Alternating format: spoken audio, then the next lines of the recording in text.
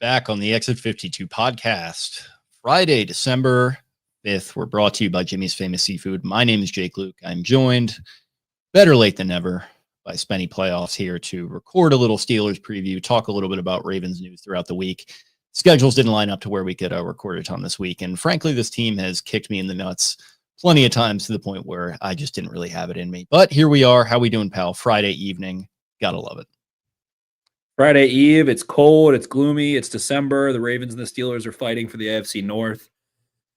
I know Ravens fans are dejected. I know you're very, very dejected. I know it was a tough one for Jakey boy. Yeah. Not pleased, and I don't think very many Ravens fans were pleased. The most traumatic holiday event since what year was it? 2017 when the Ravens lost to the Steelers on Christmas Day? 16. I watched it on 16 and then Bengals New Year's Day. Yep. Yeah, that one too. But yeah, the reach by Antonio Brown, I had to watch that one on tape delay. I think I've told that story on the show, but like just going up to my aunt's house up in like Red Lion, PA. She's like, "Oh yeah, we'll get the game, no problem. Little Christmas party." And what do you know? They did not have the game. This was kind of pre-ubiquitous streaming, so I just completely shut off all phones. Went back and watched that in the dark silence in my house. Watched it. My dad was watching it after me too. So I just got an absolute stake driven through my heart. And then I had to like sneak up and like not betray my emotions to him. And I fell asleep, just a very sad young man that Christmas. And then he, obviously did the same thing. And then, 2017, I was at that game, left it early. They mounted a comeback when I left. I said, you know what? That's what I get for leaving early. And then I don't know, maybe I got even more punched in the mouth in the way that game ended. And then, this last one, this Thanksgiving, first game I've attended all year. And what do you know? Just this one wasn't, as traumatic. Obviously the stakes weren't as high, and it wasn't like just a crazy moment at the end, but it was just kind of a slow bleed. I think we all felt it in that stadium of just our hopes and dreams being shattered, of winning that game on Thanksgiving and continuing the momentum. Feels like they've hit a real bump in the road here. Yeah, it was dreadful. It was terrible. The turnovers were outlandish. The Isaiah Likely fumble was preposterous. The Lamar Jackson fumble was shocking to watch before half, and the Ravens defense stood tall for a while. But the flukiness of that game, I do think, is present. I do believe that there were errors in not getting Derrick Henry the ball, those things that we just come back, a couple white dudes in our 30s coming back saying run the football. No shocker there, but it sucks because the chances were there, and they kind of hit on a good bit of them. I mean, balls hit Devontae Walker in the hands. Isaiah Likely is at the, flashbacks to Zay Flowers in the AFC Championship game at the 1 inch line with the football in his hand and can't get at that final little stretch. Zay Flowers has the OPI. OPI is being called. I don't know if anyone who's watching that Lions-Cowboys game, my God, I think the Cowboys had 4 of them. I have never seen offensive pass interference get called to that extent. So all those things snowballed. A lot. I'm kind of wondering, is that a little karma for DeAndre Hopkins essentially winning that Bears game a little bit? And that was funny. That was one that I did celebrate, that the one that got called OPI. And then boy, was I livid when it wound up being called the way that it was. With the Likely one, I knew instantly. I think you can testify this. Like I was everyone in our section was just, losing their minds. What an amazing play. I'm just sitting there. I'm like, nope, I've seen that. I've seen CJ Mosley do that before. I know exactly what's coming. And that set a bad tone. It did. And that result is just a summation of what feels like the Ravens offense this season is just trying to do too much. And when they went on a win streak, they weren't. They were keeping it calm, taking care of the football, and then they didn't. And guess what? They lost. And they lost big. And they've lost big several times this year. They've lost multi-score games, which has been a testament to how good Lamar Jackson and the Ravens offense has been over the Lamar Jackson era, how few games they've lost by 2 scores. There's a couple kind of sneaky ones like that Eagles game where they kind of scored in borderline garbage time, but hey, you can still onside kick the ball and get about 4 out of 100 of those. So it was sobering, I think, to a team that was on a win streak and took care of business. And then I think forgot why they won so many games in a row. I think they forgot how they dug out of that hole. It was by running the football, taking care of the football, making a couple plays in the pass game, and standing tall in the red zone defensively and turning the football over. So I also, you have to give a ton of credit to the Bengals. Like, Joe Burrow comes back, plays in his first game on the road, and it's pretty badass, I'll say. Joe Burrow was fucking pissed that the Bengals had to go play on Thanksgiving in Baltimore for the third straight year.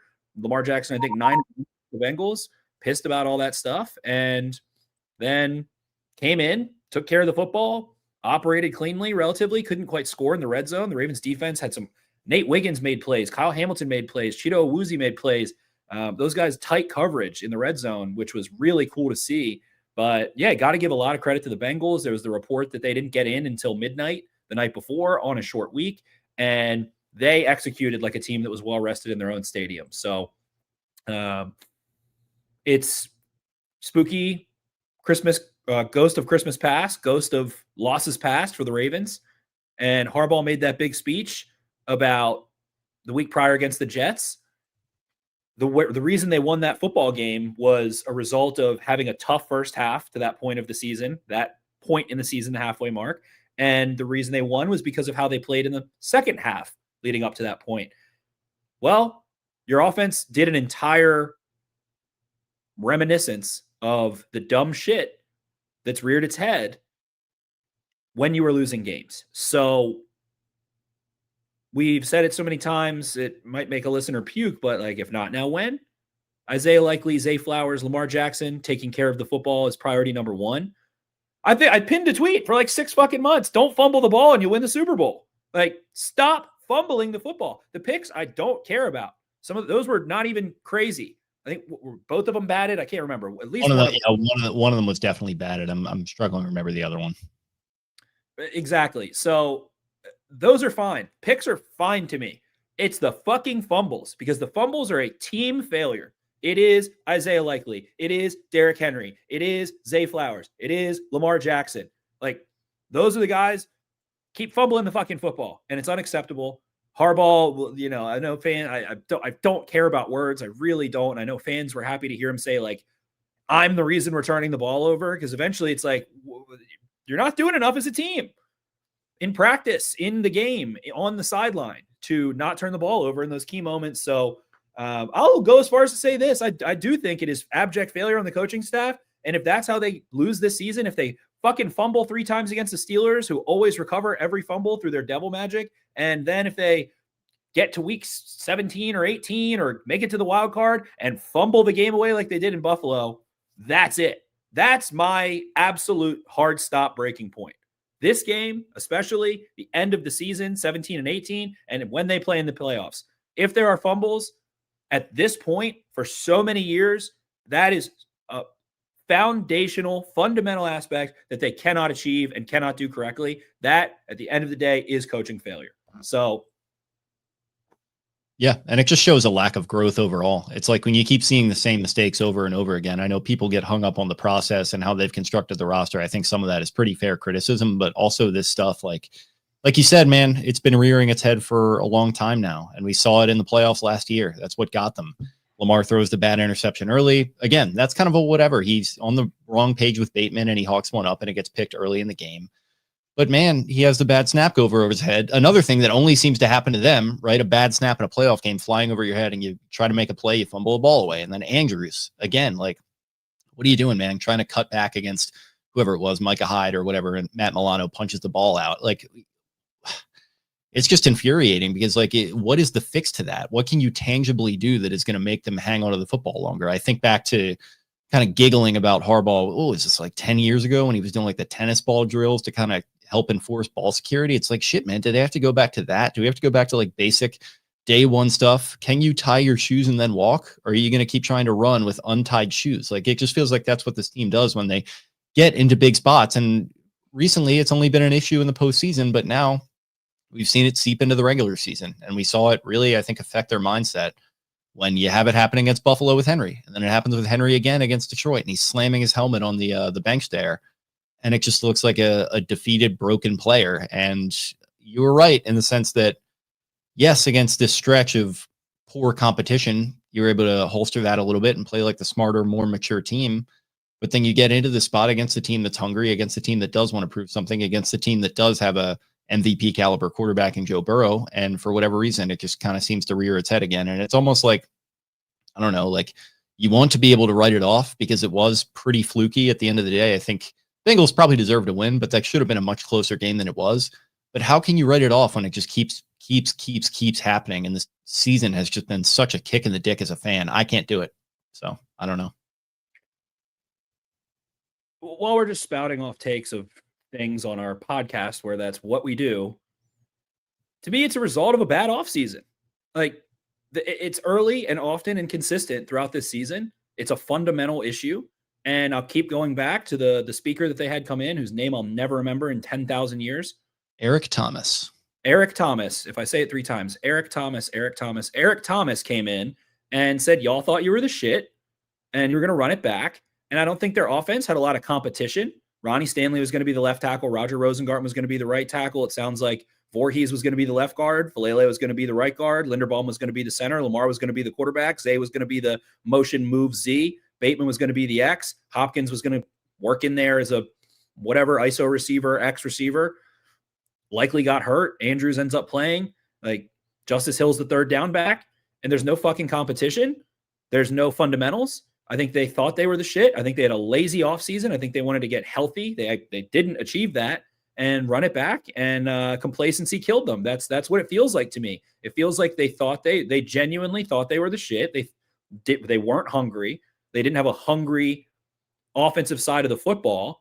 And they did have big games. I mean, they came out week 1 and exploded on Buffalo, but then the fundamental issue loses the game. And it's the ball security is a reflection of a bad offseason to me. I say that while contradicting myself, as I always do. Like, Derrick Henry's had 15,000 carries. Like, he's done every ball security drill. I guess it's, if you don't use it, you lose it. Like, gotta keep it at the forefront. But I would imagine that's like what he does. I would think he does it himself. Like, I don't know. It's just the one thing that truly drives me insane is the fumbles. It's key to, and it was just the Zay Flowers one at the end of the game. It was just like he tucks the ball and tries to run through contact through 2 defenders as if he's Steven Jackson in fucking Madden. And I mean, that was the laugher. That was the laugher, right? That was the absolute laugher of it. So we can move on from that portion, but the Steelers are the ones that have made them fumble the football. They are the ones. And you just fumbled the game away and had a long week. Take care of the football, Baltimore Ravens. Throw a pick. I don't care. Don't see a rat. Throw it to the robber. Throw a pick. I don't care. If a pass is batted and it gets picked, I do not care. Don't fumble the football. You're going to take and you're going to take sacks probably too that are going to kill drives. Know where TJ Watt is on every play, Lamar. Like, know where he's going to come from because he's going to be trying to rip that ball out. Like, it's just, that's another thing with them is just the fact that they're able to kill drives defensively in a way that the Ravens cannot right now. I mean, you look at some of the pressure numbers that I think Cole was putting up on Twitter today. It's kind of pitiful from an individual perspective. And I think we knew this was a concern going into the season. It kind of sucks to see it play out the way that it has. I think Mike Green, nice season overall, but like, that would be a lot more encouraging if you weren't counting on him to be like your top guy. And if 08 hadn't turned out to be what he was, and then he gets traded away, he's having a nice season with the Chargers and everything. So I don't know. It's just like, you're right. This is the boogeyman team and has been for you. And maybe they exercise those demons with the way that they closed out the season against them last season. And then obviously they put a whipping on them in the playoffs. And it just felt like 2 teams going in different directions. Steelers had questions at quarterback and who knew what they were going to do after Russ. And for the Ravens, it was like, well, you know what? It feels like we've been building towards this, since 2023, and maybe they'll get another great shot here, bringing in Jair Alexander and, bringing back this offensive line. It feels like they're going to be a super team. And now here they both sit at 6-6 on December 5th as we record this, and they're going to be duking it out to try and go win this division. And oh yeah, the Bengals are kind of lurking there in the corner. They're, as they'd say in the movie Warfare that I watched recently, they're peaking with a malicious intent to prod. So there's just a lot of storylines going into this one, none of which I think anyone could have predicted, especially as far as the Ravens are concerned. I could have seen the Steelers being this mediocre, but the fact that they're both kind of sitting here with this record is much more of an indictment on Baltimore than I think it is on Pittsburgh. We got Mr. Pickensburg here in the chat. Is that really him? So, I don't know. I have no idea. I don't know if I'm a big fan of his, so I hope we're big fans. We're big fans. Right, and you figured those things out last year, and how did you figure those things out? To me, it was running the football, and a lot of that had to do with Lamar's legs. And I will say, like, my first thought when I was kind of digging into numbers, looking for this preview, was, well, you know, it's tough when teams get the ball out quickly, and the Bengals actually didn't. Like, a little quick. I think Joe Burrow's average time to throw, according to Pro Football Focus, was 2.66. But I think only 46% of his dropbacks came out in 2.5 seconds or more. I think there was over 20 dropbacks where he was able to hold the ball for over 2.5 seconds. And those are the ones that killed them. So that brings you to the Pittsburgh Steelers, who are legitimately the worst downfield passing attack, maybe of this decade, the 2020s. They are in a complete and utter rut, pushing the football down the football field. It is actually kind of insane. Aaron Rodgers overall averaging 3.2 air yards per completion. 3.2 air yards per completion. That is last in the NFL. 26% of his attempts are 20 plus yards, which is 6th lowest in the league. He has not completed one of those since week 8. They've only attempted 6 in the last 4 games. The Ravens actually have the best defensive EPA in the NFL on 0 to 5 or passes that are 5 yards and fewer, including behind the line of scrimmage. So it is strength on weakness, absolutely, in that sense. So my question is, do you let it be that way and not press? I trust this Ravens defense not to, frankly. They've been a consistent unit for 2 months. I think the Ravens defense will put them in a tough spot. So to me, it shapes out like the Steelers want to win field position and see if they can run the football and see if they can make some guys miss in the open field. Najee Harris was a player that really provided a physical spark against the Ravens for a couple of years there. Had some nice games against them. I think of the Steelers team. I mean, Jaylen Warren's certainly for his size, a physical player, I'd say, but he's, compact, quick cutter. They don't really have an oomph out of the backfield. They have a little bit more agile backs that are good. I like Gainwell. I like Warren.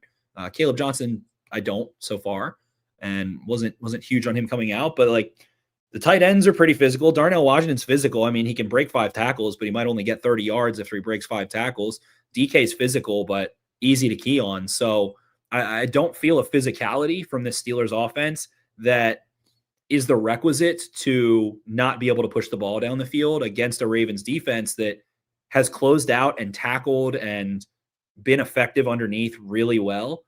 And I think is in a good spot against the run. They're not dominant or anything, but I think they're a sound run defense. So this Pittsburgh Steelers offense, it's going to be a tall task to score 20 points, I would say, is like not like that's a great day for the Steelers of scoring 20 points in Baltimore in this game. Yeah, offensively. Yeah, right. I was listening to Chris Sims talk about them a little bit too, and I think he made some good points that Rodgers is kind of, as he did with the Jets, he's kind of hijacked it a little bit and sort of made it his own offense. And that's for better and for worse. But I think where it comes in for worse is that he still sees himself as kind of the, most physically gifted quarterback we've ever seen, which I think he certainly was at one point. He's very much not that guy anymore. He's a little more slowed down. He's not as twitchy. He doesn't quite have the same arm talent. We've got a comment in here that he's still throwing with high velo from Mark. Which I don't know what his velocity numbers are. I think that's interesting to hear. And I trust the comment, but it really doesn't look that way. And it does look a little more dink and dunk. And you've got DK Metcalf as their leading receiver with 605 yards. He'll probably crack 1,000 at that pace, but that's still, you'd probably think that would be a little bit disappointing. So it's just an offense that I watch it and it's a little simplistic to boil it down this way, but man, I used to really be scared of Antonio Brown and Le'Veon Bell. And right now it just feels like a bunch of disparate parts that could be good on their own. I think Warren's a good player. I think DK could still be a good player. I think Rodgers is like still a decent game manager, but it just feels like a very strange fit. And this Ravens defense, to your point, I think they did do some good things against the Bengals. And I really love what I've seen from, in particular, Cheeto Awuzie, like the last month, some of the plays that he's made one-on-one. So if they do want to try and test the Ravens deep, I'd be almost more confident in that. And it just, the question for me becomes, can they maintain that, dink and dunk check down offense? Can they contain some of these runners that they have in Gainwell and Warren? And can they kind of just keep the game in front of them defensively and allow the Ravens offense to try and not step on their own dick again for a second week in a row? Like, that just feels like that's what it comes down to. I agree. Again, it should be a wake-up call. You had a long week to think about it and get mad about it. And the just general repetitive function is not good. I mean, the ball's not getting spread around. Mark Andrews and Isaiah Likely get all the targets. You're throwing the ball too much. People want Keaton. I get that. Makes plays here and there, but like, I know that carries and correlate. Like, I've had 5,000 hours of research on this, but like, so you're halfway to being a master. You were, yeah, exactly. There we go. Halfway, 10,000 hours of mastery. But the Ravens weren't winning games at halftime. Like, I'm looking back, and I'm going to make the original point that everyone always makes and then analytics always shits on, but it's like the week before 21 carries, the week before 18 carries, the week before 20 carries, the week before 19 carries, the week before 21 carries, the week before 24 carries, the weeks before that 15, 8, 12, 11. Loss, win against the Browns, who you were able to push the ball on, and they did sell out against Henry. So the Ravens didn't have massive leads in the first half of any of those games. Like, give the big fella the fucking football while Lamar Jackson doesn't feel right. And I do think Lamar looked pretty much right. He's not really cutting. Like, if I had to guess, I have no information on this. If I had to guess, he needs PCL surgery or something. That PCL has been like a lingering thing for him, from what it sounds like, for the last couple of years. Like, he doesn't want to cut. He's elusive. He can kind of move when he's in slow pocket situations. He can dodge, duck, dip, dive, and dodge. Like, the escapability and the playmaking behind the line of scrimmage looked really good. He just doesn't look like he wants to cut. And you can tell that left leg, the gait is there probably from the hammy still, and it's cold and it doesn't feel good. So he did get stepped on in practice. He confirmed today, and everyone's, down Daniel Falele's throat and, with pitchforks for whatever. I'm exhausted by that. But the only two folks that are out are the two folks trying to come back off of injured reserve here, Jake, as we look at the injury report. Yeah, so it's going to be Tavius Robinson and Ardarius Washington looking to make that comeback, still ahead of schedule here, but he is going to miss this week, but a full participant as of Friday. He was limited the previous 2 days, and then Tavius Robinson limited all 3. But yeah, we've got, it's not a small injury report, but you've got Bateman, Jackson, Travis Jones, who missed for a personal reason, I think, Tez Walker, and Nate Wiggins, all full participants as of today. So sounds like a pretty clear bill of health as far as guys that you were already dealing with. But yeah, man, it's like the Lamar getting stepped on again. Like, I know it's kind of trite, and it's like the people, immediately like making fun of Falele and all that is kind of it. But it's just like, that's another thing. It's like, what the fuck is going on? This guy's getting stepped on multiple times, and he's having to miss practices, and then he's already banged up, and he's like Rumpelstiltskin at this point. Like, it just, man, it boggles the mind, and it really shakes my confidence in this team that he's not able to practice a full week. And I wasn't expecting it to get to this point, but just to be where we're at and have this be the reality, it's just kind of a bleak thing. And I do think his mobility is limited. I mean, like I said, that was on Thanksgiving. That was the one game that I've been to this year. To see him in person, he did look a little slowed down. And there have been multiple instances, not just in that, but I think at the Jets game, he had one play where I think it was a 3rd and 5 down in the red zone, and he couldn't outrun a couple of guys, and it felt like at full strength. Even now, he's a little bit older. He's not quite 30 yet, but he's definitely got some miles on him. I feel like fully healthy, he shakes those guys no problem. So I don't know. He's just in a place where it'd be interesting to see them, go to the running game like you're talking about, feeding Derrick Henry. I'd like to see them involve Keaton Mitchell a little earlier. It seems like they keep that as an ace up their sleeve, like for the second half, to where, okay, we'll pitch it out to this guy. And it worked against the Bengals where he scores that touchdown. But I'd almost be curious to see them like try and test those edges early on with Mitchell, and then maybe go to Henry later in the game and just try to, mix things up a little bit and kind of go against your priors, and just have Lamar be a true game manager. We talk about that being a negative with Rodgers, and I think it is, but it's all you got right now. I'd rather have game manager Lamar than throw Huntley into the fire this weekend, which obviously that's not really in play right now anyway, but you got to work with what you got. And right now the guy is clearly pretty banged up, and he might be, like you said, on his way to some kind of PCL cleanup or something in the offseason, by the way, if you didn't know this, sometimes guys in the offseason get surgery and you don't hear about it.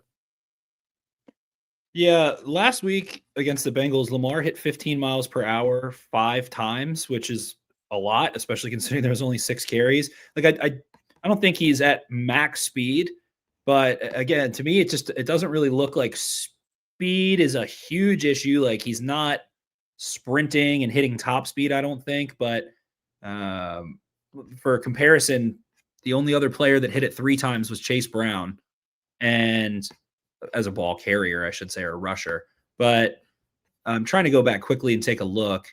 Yeah, he did hit. No, he did not hit 20 miles per hour. But I think the most he had 15 miles per hour in a game prior to that since the bye was twice. So I think he looked more mobile. I think he looked a little bit healthier. Again, I think it is just the change of direction, the cutting, and trying to keep himself cleaned up. I feel like he does have a leg that's having failure from ankle to knee to hammy. Like those things affect each other. So if I had to guess, it's one leg. If I had to guess which leg it is, it's his left leg. Didn't have any tape on his ankle at practice. I don't think the ankle's bad.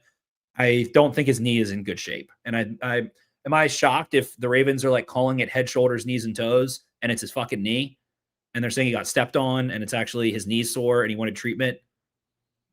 That's complete speculation for me, but like, no, I'm not surprised by that. So yeah, I don't know. Either way, they did call that number a little bit. And I'm sorry, Michael. It was Thanksgiving. A group of guys from Canada are upset. I'm really sorry. It was Thanksgiving. It was tough. Had some personal family stuff to deal with and things like that. So, but to be clear, I am very reliable. So hit me up next time, and I'll get you all squared away. There you go. So sorry about that. Somebody wanted to meet up. By the way, also his DMs are like I've caught a glimpse of them. They can be kind of a wasteland sometimes. So yeah, unfortunately, you are going to be shouting into the ether. I'm a little bit more, I'm not quite as much of a public figure, So if you slide in there, that's all preposterous. But sorry about that, and hopeful to make it up to you in some way, some shape. We'll send you a little sweatshirt or something. We'll send you down. We've got a Canadian contingent that comes down for playoff games sometimes, so we'll send you down with those guys. We'll send you down with those hosers. Yeah. So yeah, there's a bunch of things to talk about. We can talk more about the Steelers game. People want to talk about this Reddit post. Ravens player's alleged ex-girlfriend post in Reddit that the Ravens player cheated on her, and that she had overheard on numerous phone calls the Ravens want to fire John Harbaugh was the first thing. That there was a few other that the Ravens have security to make sure they're not sneaking out at night. I think I don't know. I know that's every like college team. I don't know. I would assume there's a good bit of NFL teams. Jake has it pulled up here. Matabike is retired. He moved to Texas already. Was the second one. 3. Yeah, that's the reference. I didn't even realize that one. Jake, you made the reference. She said 3. Lots of them get surgery in secret in the offseason, so it never gets reported to the press. And 4, they have security. Yeah, I joked about that because the 3 and 4, you mentioned the security at the hotel. That is how I know this is absolutely real. Because if you want to talk about a person who's like kind of, they're in the mix, but they're not really in touch with like the kind of nerdy NFL fan like we are. Like every like supreme NFL nerd like you and I and a lot of people that I assume are listening like very easily knows all of that stuff. And so this is a person, no shade to them, who is just completely in a different stratosphere in terms of society. And they're like, oh, wow, I'm really breaking something with these last 2. That is 100% authentic. That is the way that this type of person would think. So I 100% believe this. Apparently she sent her ID to the moderators of the Our Ravens channel there. So yeah, sure. Like, I don't think any of it's surprising. I don't think like bitching about the coach is surprising. I don't think that Matabike being in Texas is surprising. Yeah. And like you said, the other 2 are kind of, might seem like something to someone who doesn't follow football, like a weird nerd. So Sure. I mean, yeah, she sent her ID in. I don't know. What player was it? I don't know. I have my own speculation, but don't want to share. I don't have any insight on who it was, but I have a theory. I have a very stupid theory. I had a very joking theory. Jake knows who it is. Jake knows exactly who it is.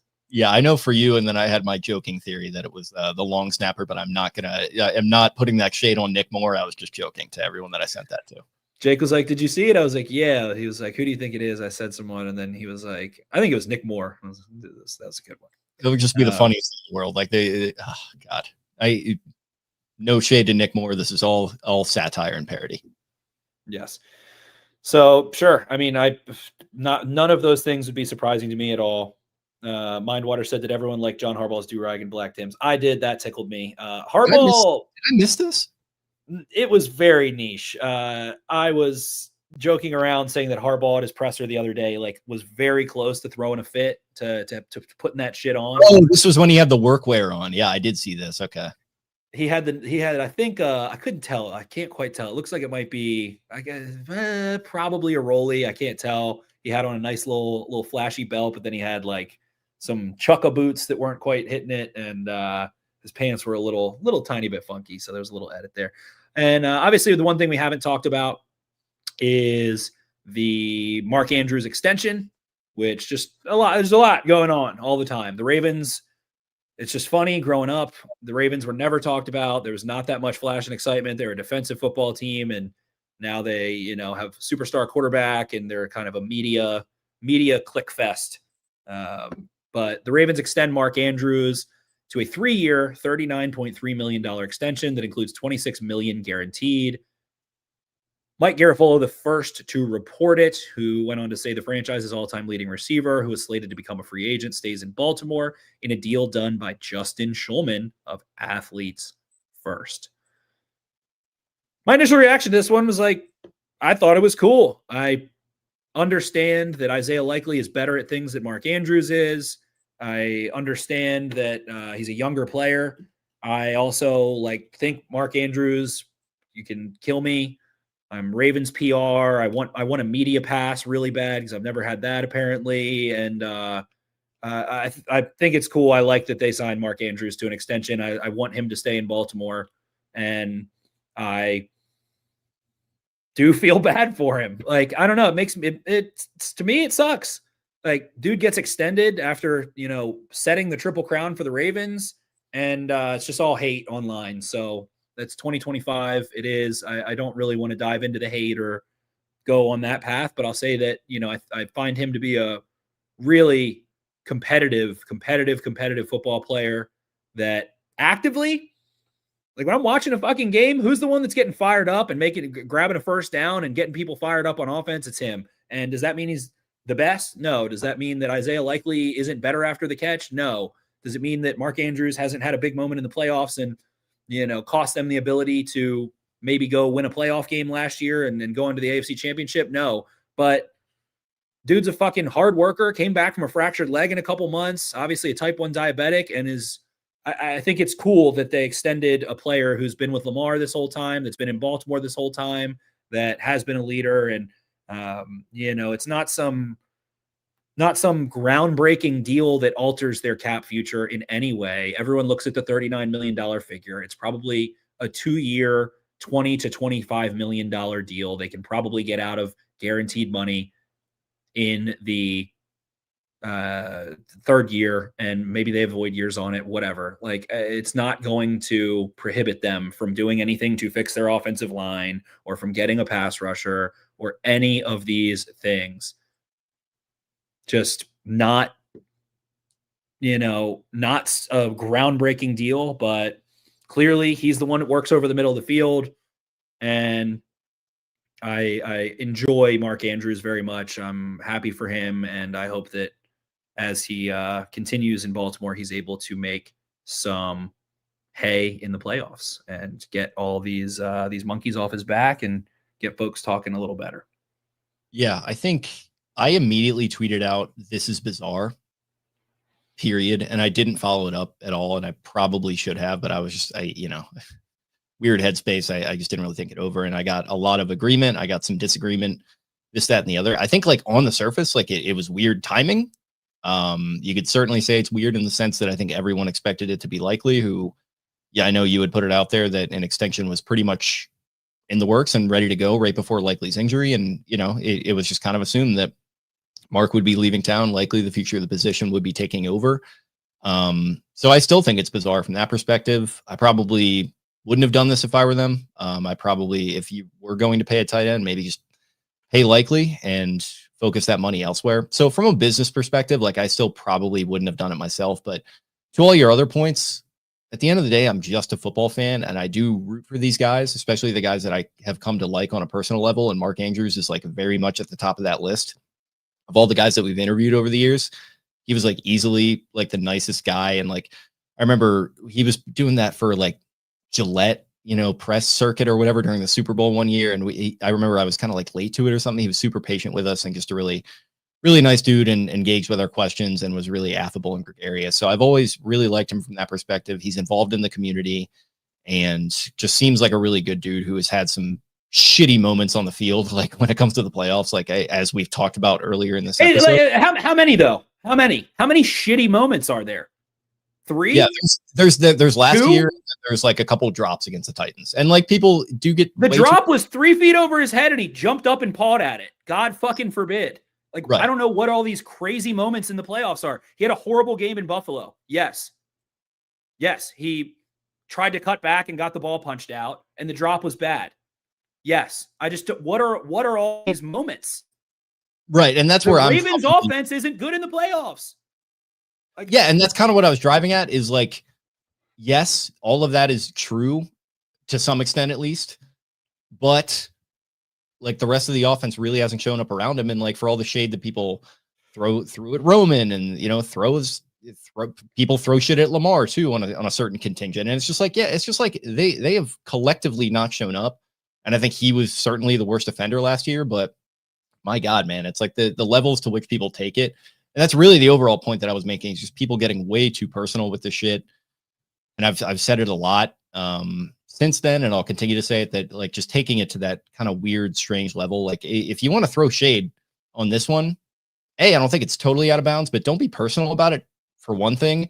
And if you got complaints, time to start throwing them at Eric DeCosta because he's the one who made this thing happen. They said it came together pretty quickly. I think Andrews did. So, this was one that I think you and Brian had speculated that they like did this one before the season, just kind of put it in the desk. It sounds like, if they're telling the truth, that is that it came together quickly. But yeah, overall, it's good to see a good guy get rewarded. I have some questions about it from a business perspective overall. And that's not even like it's totally irredeemable of anything to do with the past, irrespective of that, I should say.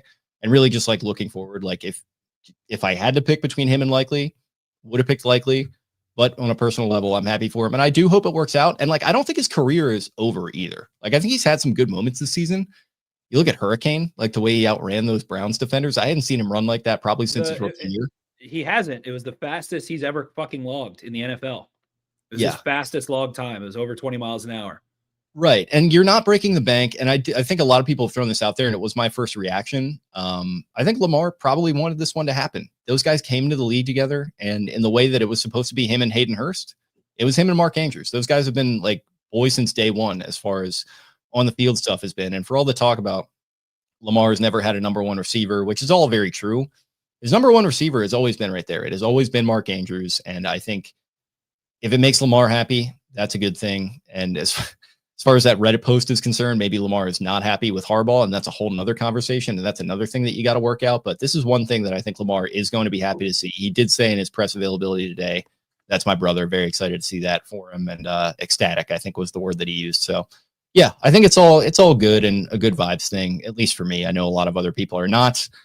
For some of those people, I sympathize. For other people, maybe be a little less online and just kind of think about some stuff. But overall, I don't know. I like it in the sense that I think another point that people have made, his game could age very well. Like this is a move tight end that understands how to find the space in defenses. He catches the ball well. He's always been the go-to guy, and I could see it lasting for another several years. I mean, like tight end is a position where it can go on for a while. I mean, Jason Witten played for way too long, but even before he had been out there for too long, he had been out there for a long time, and his game with Romo aged very well. And I see this almost as like a Romo to Witten connection with Lamar and Andrews, where they do have a bit of a mind meld, and I'm excited to see how it continues to play out over the next several years. And I don't think the money was that crazy either. So it wasn't crazy. And he signed through his age 32 season. Like next year he's 31, the year after he's 32. And I guarantee the third year doesn't have cap repercussions because it's 13, 0 guaranteed probably, or like 11, and a little bit guaranteed on top, some shit like that. So I don't know. I think his game has already aged well. I think he has already gone in line, likely be the move tight end, all those things. So I don't know. I don't know if Lamar wants Mark Andrews or Likely. I was told by someone that's told me correct things several times that the Ravens and Likely were ready to agree on a deal right before the season started. And then the foot injury happened and so on and so forth. So I understand liking Likely as the move tight end who makes the explosive yak plays and can play above the rim a good bit. I understand loving Mark Andrews. Like, again, I think both of them are good tight ends and good players. And I think there would be people sad if either one of them left. I don't know. It feels like Adley Rushman and Basayo in a sense. And to equate it to baseball and Orioles, it feels like, hey, there's two guys and we view them both as kind of a guy. The Orioles went with the young one and the Ravens went with the older one who has had a little bit of struggles. I don't know. It's quite the same as Adley Rushman, but yeah, it's to me it's like also, this is pure speculation by me. Like I'm just throwing this out there. Nobody like clip it or anything. It takes two to tango, and Likely has been here for 4 years now. He's been behind Andrews for a long time. He maybe had an extension in place. He had an injury before this year. He's had a shitty year. Maybe he told him, look, I'm just walking. Like that could be part of this. I'm just pure speculation throwing it out there. No, that's like, what happens. They're not going to franchise tag him. That'll be way too expensive. So I would be surprised by that. Linderbaum, I think, would be, a priority instead. We'll see what happens. But and a comment here from Goman G2P says there's Likely, Andrews, and Kohler now. So yeah, I understand. Isaiah Likely's a good player. I think Mark Andrews is a good player. I think Charlie Kohler's a good player. And they ended up signing Mark Andrews. And Mark Andrews has had some downs, but he's had a lot of ups and made a ton of plays. There's also, I do want to say, just for the record, there's some weird thing about how his diabetes is what makes him play poorly in cold weather. Let's take a look at Mark Andrews' numbers by months. I'm going to pull it up here. I wish I had like a little graphic, but Mark Andrews in the months of January, which he's only played 5 regular season games. It's just regular season games in January and December. He's played 5 in January, 24 in December. The other months, 28 in November, 32 in October, 27 in September. So he's played a couple less games in December. And obviously January, the season just got extended, which added to it. So in December, his yards per reception are the highest of any month, 14.12. His touchdowns are the second highest of any month with 14. His yards per target are the highest, 9.61. His yards per game are the highest, actually by a good bit.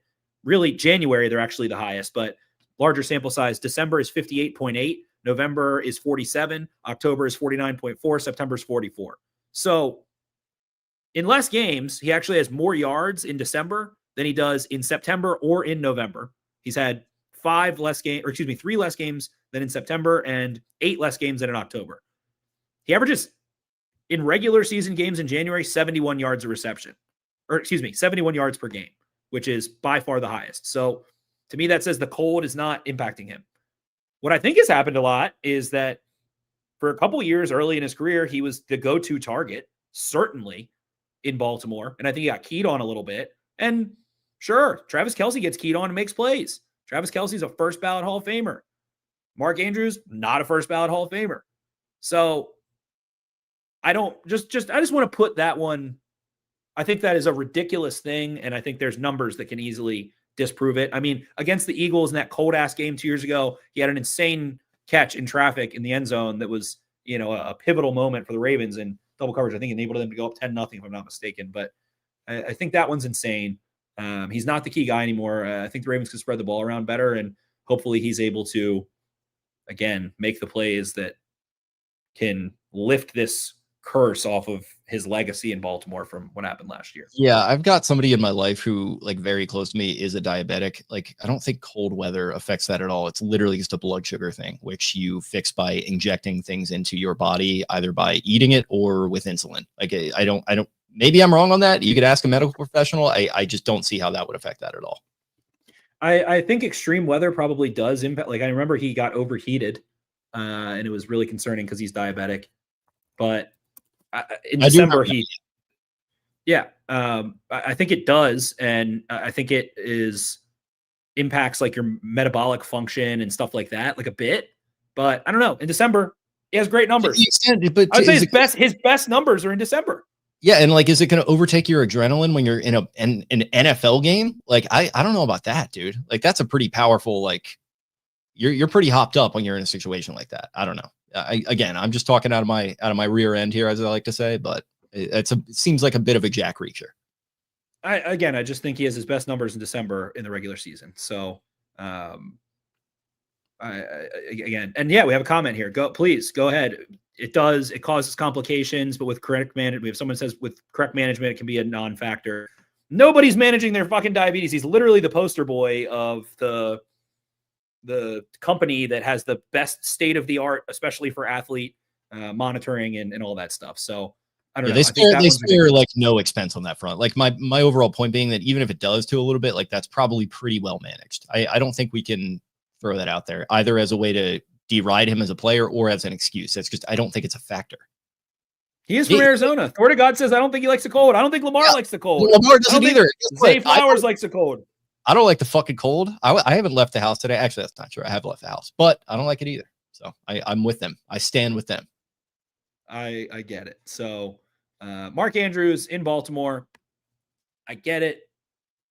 Has made so many fucking plays, man. I look back and think of all the tenacious moments he's had and stuff like that. So a lot of them, and yeah, listen, a lot of them in the regular season, which by the way, that's an amalgam for this entire offense. So many fun, awesome moments. A lot of them in a regular season, not a lot of them in the playoffs. And that is not just him. That is all of them, as all of us know. So there's 8 minutes on Mark Andrews being good in the cold. Flagship fantasy. We finally got to it. I saw you continue to refresh that in the comments there. So I'm glad we were able to satiate you. There we go. So that's talking Mark Andrews, talking Reddit, talking Bengals, and a little bit of Steelers. So I guess to get to this game, man, like the Steelers defense.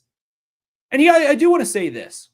I'm about to say the Steelers defense is allowing, I think it's 362 yards per game, if I'm not mistaken, which is the worst mark, would be the worst mark in franchise history.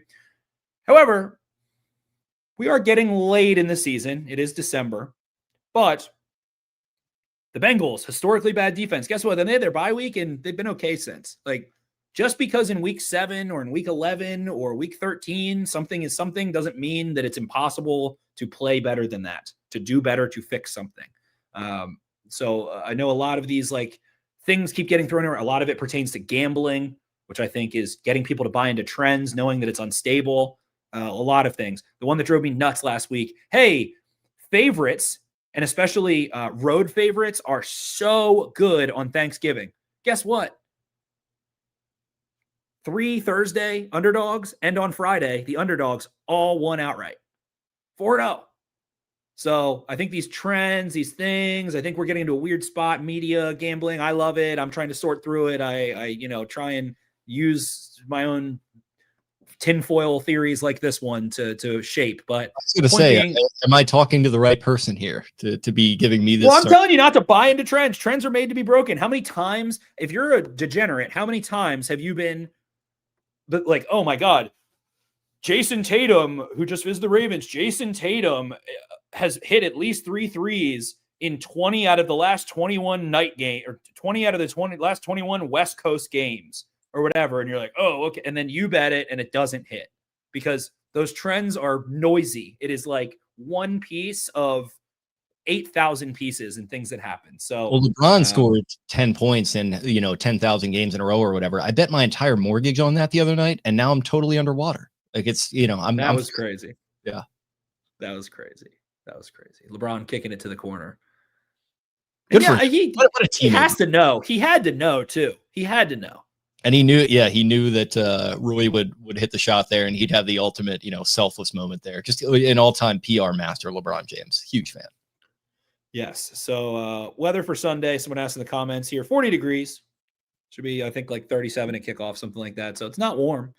I don't see wind in the forecast terribly. I saw there was clouds. There's a big difference between cloudy and 40 and sunny and 40. So you got to hope that if you get a little sunny and 40 with no wind, that is a lot different than a little bit of wind and no sun with 40. It is 2 to 7 mile an hour wind, so practically no wind. Yeah. So 40, little wind, and the Ravens are 6-point favorites. I just like at the end of the day, it comes down to you figured out how to run the ball with 4 out of these 5 offensive linemen. Last week, the Ravens, I had a fun stat from Next Gen. Well, not a fun stat, actually, from Next Gen Stats. Let's find it about Pat Ricard, who the Ravens had been utilizing at a super high rate in his return since the bye week. And guess what they did against the Bengals in a game that was pretty close for at least 3-ish quarters, right? So Pat Ricard, the Ravens have led the NFL in 22 personnel usage and 21 personnel usage, which again is to me always a little funny charting Pat Ricard. But prior to that game, they had been leading the NFL. Pat Ricard had his lowest snap total since returning from the bye, which to me was an absurd decision, an absurd choice. And he's someone that should be helpful, not just running the football, but in pass protection, especially when teams are running cover zero. The Ravens have had 2 players in the backfield overall, 22.3% of their snaps, the highest mark in the NFL. They have leaned heavily into 21 and 22, like I mentioned, since the week 7 bye. And in week 13 against the Bengals, they played 0 snaps of 22 personnel, with Ricard playing his fewest snaps was only 11.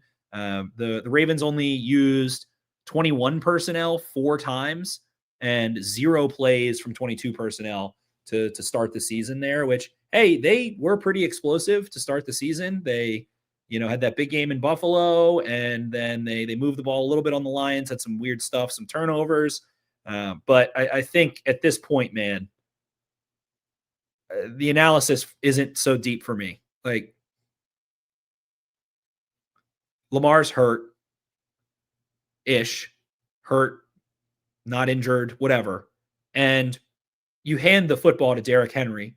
You just watched the Bills spam duo on the Steelers. So, again, I will say, what do you think the Steelers worked on this week? Probably how to defend duo. Now, does that mean that they're going to be capable of doing so?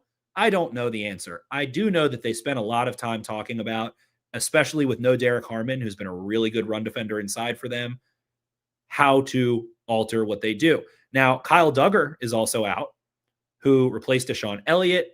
The Steelers basically went from playing very, very little. I had it pulled up some here.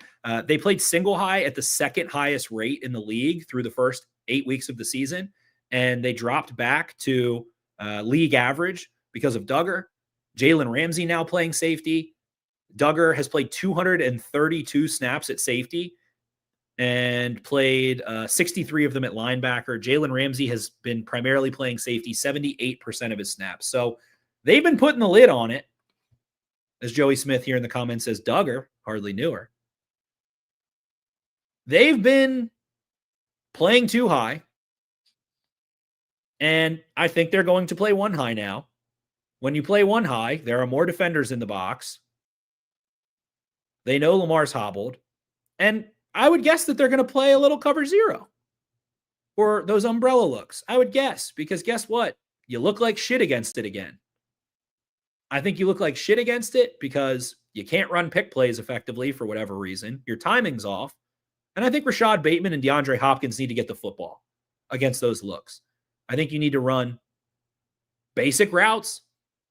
I think you need to run slants, hitches, comebacks, and goes. Or fades, I should say, not goes. So take those 2 guys, isolate them, let them work. They're bigger targets, relatively speaking, especially as opposed to Zay Flowers. Ball, probably, you want to get it out quickly, but Steelers are going to load the box. They got embarrassed. The Ravens embarrassed them the worst ever. That was the worst embarrassment that the Steelers have had as a defense, is what the Ravens did to them with Derrick Henry last year. So this is an outstanding opportunity, but also to me, shaping up to absolutely play to the Ravens' weaknesses. A loaded box. I would think they're going to put some exotic looks up in front of you. The Steelers are pissed off. They're licking their wounds. You're licking your wounds. And I think you're going to have one-on-one on the outside. And I don't think the quarterback really wants to run a ton still. He can take the ball to the sideline. He's more of a, like, at this point, Lamar is like, I don't know. I want to say like more than Bryce Young, but like it's like Bryce Young. He can run to the sideline for 12 yards. He can run upfield, reach 18 miles an hour, things like that. So I think they're going to sell out against the run. I don't think it has to matter, but the Ravens switching out Emory Jones, Andrew Voorhees. Like, I think Daniel Faleles has 2 best weeks of the season the last 2 weeks. I think that Roger Rosengarten looked good in the run game. I think Ronnie Stanley looked good in the run game last week. I think those guys looked good.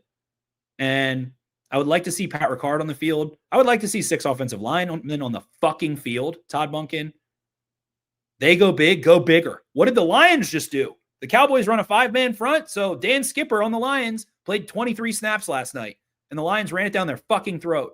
Do the Ravens have Penny Sewell? No. But I think that is they're going to try to get you to do what you don't want to do, which is push the ball down the field against cover 0 looks. You don't have to. I don't think you have to. I think you'll be better at doing that than they'll be at doing anything against your defense. So run the football, break off a couple runs. Jake, you made the point. Keaton Mitchell early. Derrick Henry fed. Get the ball to Isaiah Likely, who's rumbling a little bit. See if he can redeem himself. I'm sure he's thinking about ball security. I'm sure he's wanting to showcase his talents if he thinks he's hitting free agency. So I would like to see those guys get the ball and rumble a little bit and, hit one deep shot. And I think if you run the ball against the Steelers in the AFC North, which Greg Olson and PFF and everybody loves to say, play action is not impacted by the run game. Okay. I think in a loud, noisy, huge data set, you can say that. But in this environment, the Steelers are going to load the box, run the ball at first, punt the ball a little bit, see if you can turn the football over on them and win the football game. That's really simple to me at this point. Yeah, I'm good with punting too, to your point there. Like with the way Stout has been playing, just don't do what you did last week where you just try a little too hard to make that extra play. Did Zay even really need to push off on his would-be touchdown? I'm not even sure if he did. Likely, you know what? I appreciate the hustle of reaching for the goal line. Like, I don't want that to get lost in all the bullshit. Like, the guy tried to make a play and it didn't work out, but it just sucks. He pretty much made an insane play. He pretty much did make an insane play.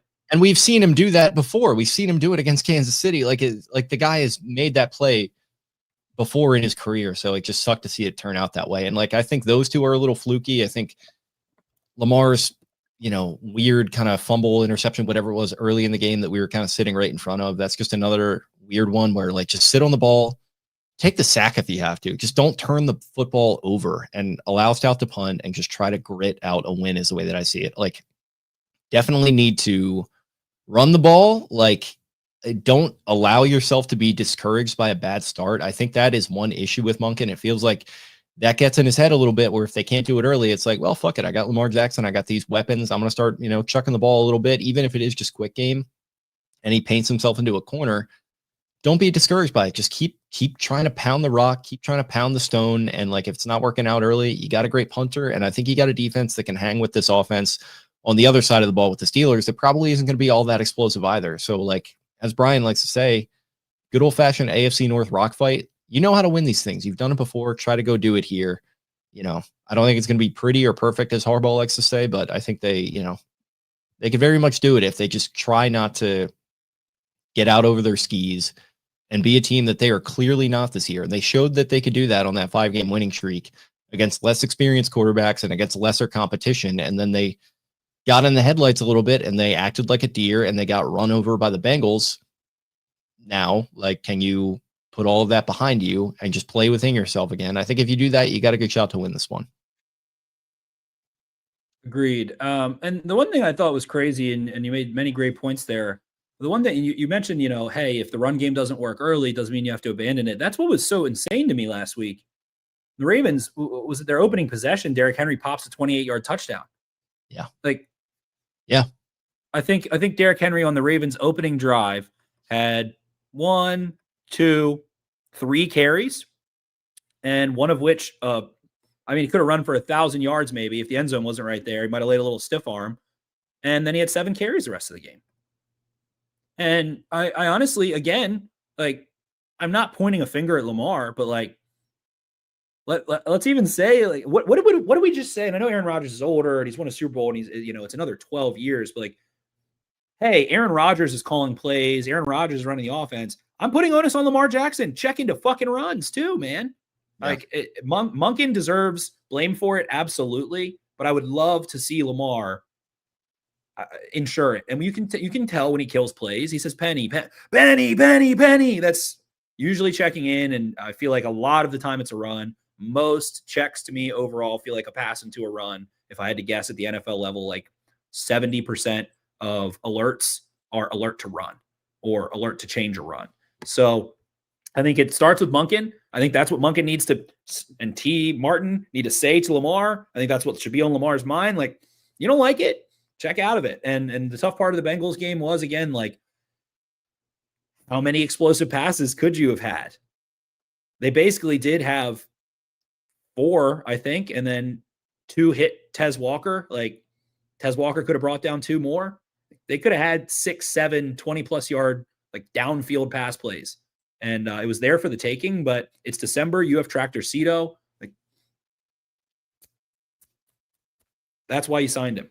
Cesar Janis. That's why you signed him. So I don't know what else to say. Like, vary the run game. The Ravens don't run much duo, but like, throw every look at him. I honestly want to see, like you said, Keaton Mitchell attacking early. And I know TJ Watt, like, I do have one more next gen stats thing. It's been said before. It's been said 1,000 times. Every Steelers fan who loves TJ Watt will bring it up to you. TJ Watt, he has 7 sacks this year. I think he's still playing at a really high level and is getting like a weird amount of shit. I think the Steelers defense just has some other issues. TJ Watt has faced a chip block on 122 pass rushes, 33 more than the next closest player, which is Aiden Hutchinson. So to me, the first thing that says the Steelers are dumb and don't move him around. But the second thing that says is still a good football player. And another tucked in stat within that one is that Watt has posted a 9.3 pressure rate, his second lowest mark since 2018. However, Watt has caused a turnover on 8.3% of his pressures, the third highest mark among edge defenders with at least 25 pressures. Ravens did a nice job helping out Roger Rosengarten last year when they did need to throw the football. Watt definitely still a playmaker, despite whatever media or whatever weird Myles Garrett things. Like, do I think Myles Garrett's a better player? Yes, absolutely. But Watt definitely still dangerous and still a game wrecker. But Patrick Queen banged up, a lot of banged up guys. A lot of banged up guys. Chuck Clark is probably going to be the safety that replaces Duggar. And the Steelers replaced Deshaun Elliott with Duggar. You've got Patrick Queen, you've got Chuck Clark there. So Steelers just dipping into the pool of Ravens past. And I think this is just, I think it just lines up perfectly. And I'm sad and disappointed in myself because the Ravens have won 5 out of 6 games, and that's good. And they did a lot of good things, and they did a really bad game. And that does happen. So I'm mad at myself for being mad about it. But this is just such a great opportunity to prove shit to yourself and prove shit to the city of Baltimore, the AFC North, the AFC, and conquer those demons. You can stick this might be this very game, if the Ravens are able to win this game, which God only knows, but this might be the garlic and the silver bullet and the wooden stake into the vampire's heart for the Pittsburgh Steelers franchise.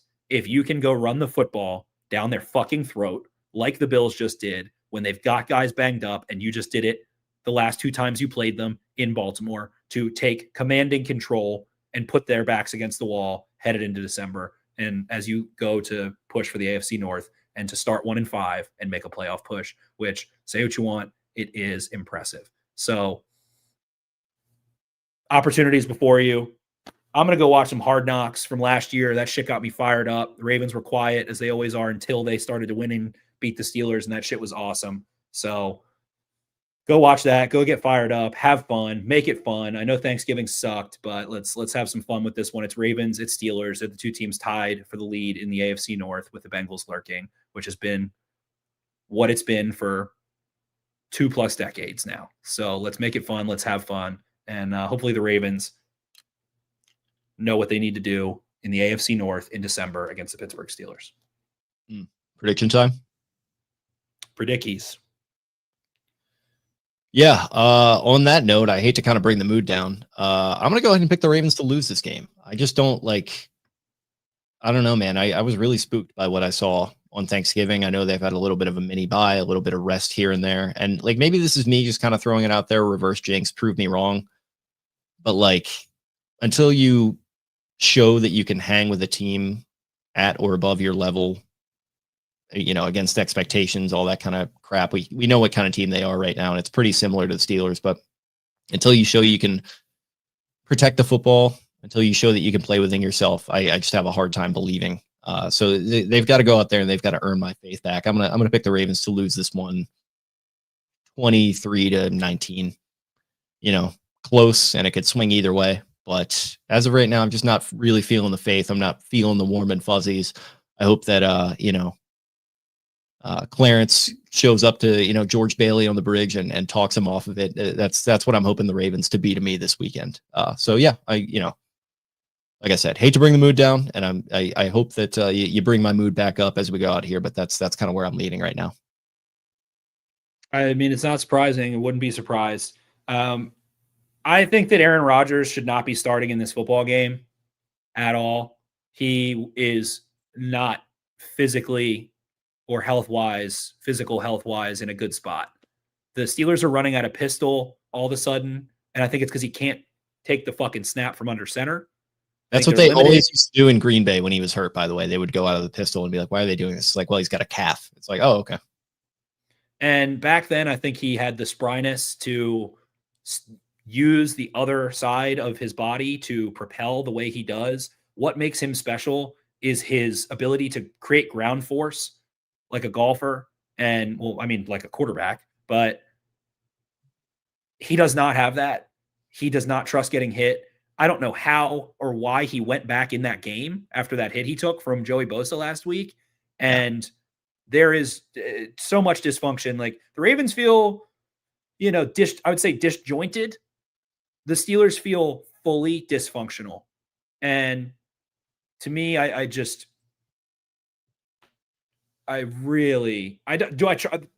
don't trust the Ravens to. They've shown us I don't trust them to do what they know they're supposed to do. They didn't do it against the Bengals, a divisional opponent. I don't trust them to keep the game calm and run the football and to have the better quarterback who hasn't been playing good, but theirs has been playing, like I said, 3.2 fucking yards. Eric yards of completion is crazy. So I don't trust them fully to do it.